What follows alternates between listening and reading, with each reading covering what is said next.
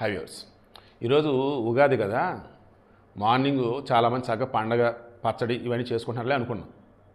ఈలోపు సోషల్ మీడియాలో పోస్టులు ఏంది అయ్యా అంటే ఉగాది పచ్చడి రెడీ మిక్స్. ఆల్రెడీ మా ఫ్రెండ్ ఉంటారు రామారెడ్డి అని, ఆయన ఫుడ్ డిపార్ట్మెంట్లో చేశారు.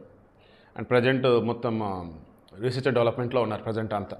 సొంతగా ఇవే కర్రీస్ సంబంధించి రెడీ మిక్స్ అన్నట్టు దానికి సంబంధించి లోగోస్ అవి మేము డిజైన్ చేస్తూనే ఉన్నాం.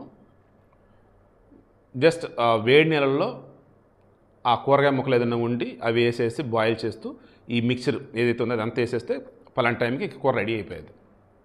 చికెన్ అయినా ఫిష్ అయినా ఏదైనా సరే మసాలా రెడీ చేసి పెట్టేసి మీకు ఇస్తారు మొత్తం కూడా ఇంగ్రీడియంట్స్ అన్నీ. కూరలు అంటే ఓకే స్వామి, ఉగాది పచ్చడయ్యా, ఫ్రెష్గా చేసుకునేదయ్యా, ఇది కూడా ప్యాకెట్లు వచ్చేసినాయి రెడీ మిక్స్. మీరు చేయాల్సింది ఏంలా, జస్ట్ ఒక చిన్న గ్లాసులోనో చెంబులోనో నీళ్లు పోసి ఈ రెడీ మిక్స్ అందులో పోసి తిప్పితే అయిపోయాయి పచ్చడి రెడీ. అది కూడా వచ్చేసింది మార్కెట్లోకి. కల్చర్ మర్చిపోతున్నాం, పద్ధతులు మర్చిపోతున్నాం, బయటికి వెళ్ళి గుడులు ఫ్రెండ్స్తో సరదాలు మర్చిపోతున్నాం, ఫోన్లు కొంపలు.